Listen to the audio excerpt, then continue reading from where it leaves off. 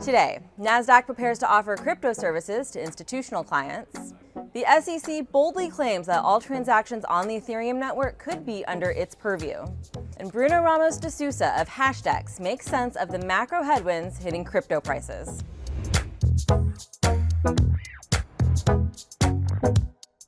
Welcome to CNBC's Crypto World. I'm Tanea McKeel.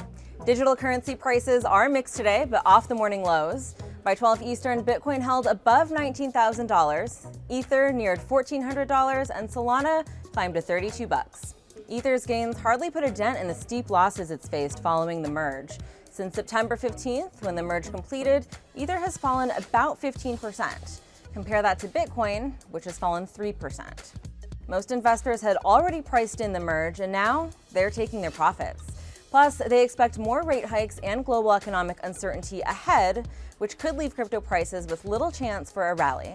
Galaxy Digital's Mike Novogratz spoke to CNBC's Squawk Box about the state of risk assets like crypto and his expectations for interest rates ahead of the Fed decision tomorrow.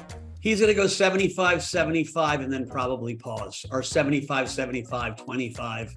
I think we're getting towards terminal rates at 4.5%. That's priced in 4 to 4.5. Though you're kind of, Pollyannish to think where this is going to stop. Really understanding inflation is a mystery to a lot of people in the markets because we haven't had it. And so that's where I kind of think picking terminal rate is a difficult game right now. I'm long crypto. Listen, crypto is a tale of two time frames. In the short run, we've got these macro headwinds and the markets trade really poorly. Right? You get a rally up and they come right back down. That's almost all macro. Okay, let's talk about the top stories. First, Nasdaq just announced it's starting a crypto custody service as it tries to cash in on growing demand from institutional investors. According to a news release, Ira Auerbach, who used to run prime broker services at crypto exchange Gemini, has been tapped to lead the digital assets unit. The second largest stock exchange in the U.S. also expanded the technology it offers crypto companies aimed at detecting fraud and market abuse. Nasdaq's move into crypto follows a broader trend across Wall Street. Just last week, Citadel, Charles Schwab, and Fidelity announced they're teaming up to launch a new crypto exchange. Firms have been moving into the space despite the so-called crypto winter, which led to layoffs and losses for investors. Next, another crypto company gets hit by hackers. This time, major cryptocurrency trader Wintermute is out of $160 million following a breach tied to its DeFi operations. The founder and CEO of the algorithmic trading firm made the announcement on Twitter this morning, adding that the company's centralized finance and over-the-counter operations weren't affected. He also said service disruptions could last for the next few days, but tried to assure investors that the company remains solvent with twice over $160 million left in equity. Wintermute provides liquidity on more than 50 trading platforms and exchanges, including FTX and Binance. Finally, in a bold new push for regulatory control over crypto, the SEC claims it has oversight on all Ethereum transactions. That's according to a lawsuit filed by the SEC against crypto influencer Ian Bellina. Now, the lawsuit itself is focused on an ICO, or initial coin offering, first offered by Bellina in 2018.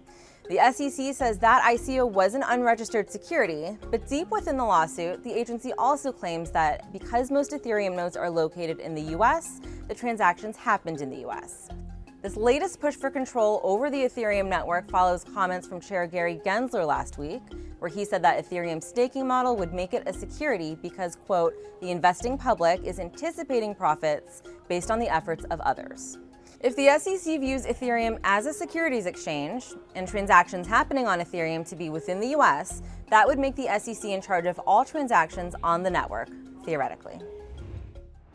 All right, on to our main story. With the Fed kicking off its two-day policy meeting, I spoke to Bruno Ramos de Sousa of Hashdex about macro pressures facing cryptocurrencies right now.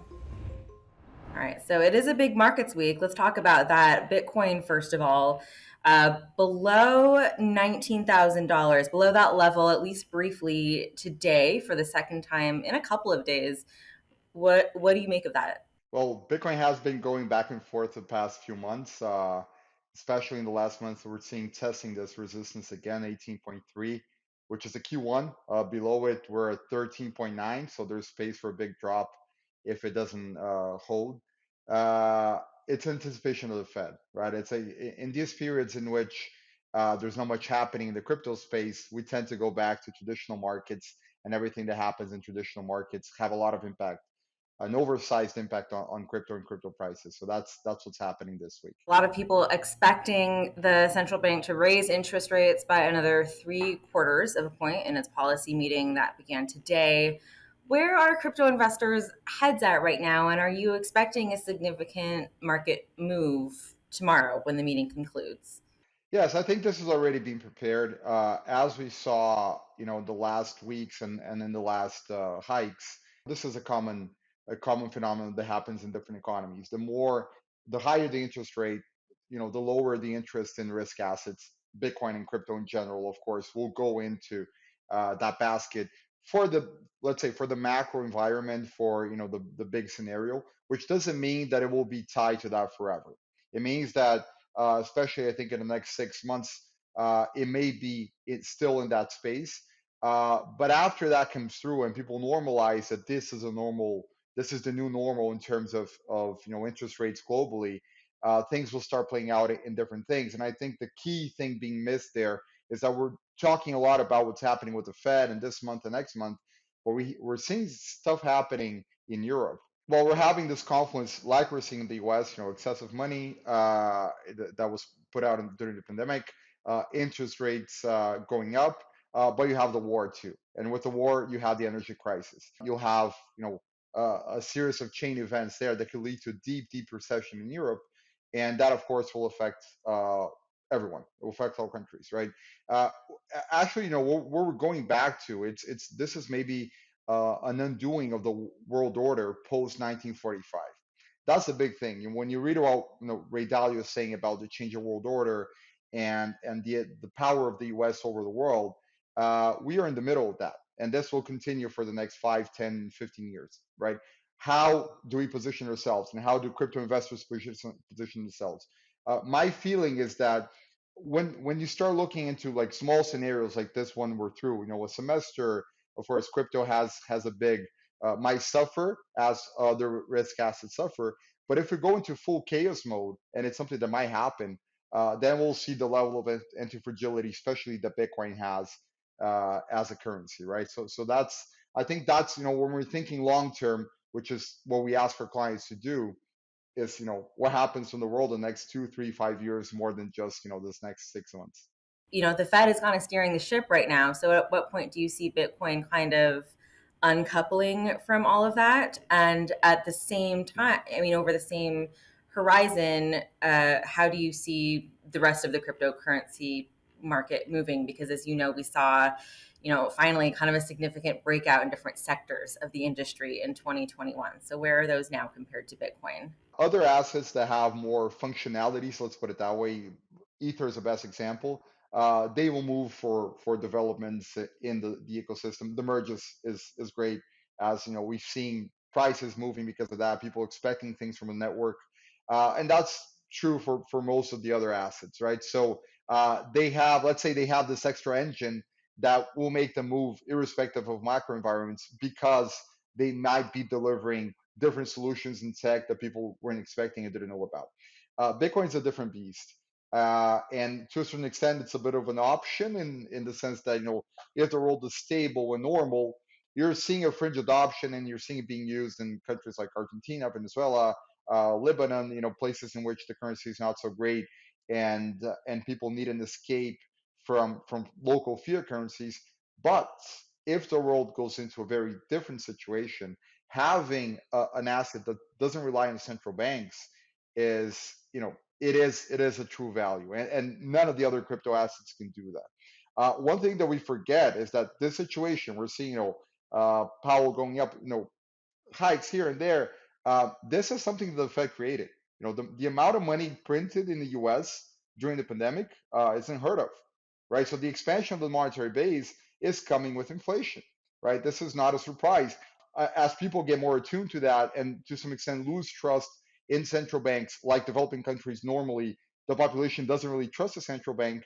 What happens if that plays out in Europe, in the US, in Japan, in China, and other places? And that's where Bitcoin might have really a chance of becoming something a lot bigger than it is today. It's been a few days, I think 5 days, since the network upgrade the merge was completed. As of this morning, at least, Ether was down about 15%. Since then, I know that there were some things to look ahead to. Everyone had kind of assumed it was going to be a sell the news event. After the completion of the merge, there might just be a little bit of wonkiness. It is a tech upgrade after all, so some wrinkles to smooth out. But generally, what do you make of that 15% drop? I think it's a combination of the two things. First, there is a component there of selling the news. There was a lot of anticipation from investors around the merge and what was going to happen, and there was some trading going on around it, right? So for some people, I think just close the trade and say, okay, say this is fine. I've been at it for a couple of months, and this is what it is. So certainly there might be that aspect, especially for people who are expecting some big flashy thing to happen. We knew that wasn't going to be the case.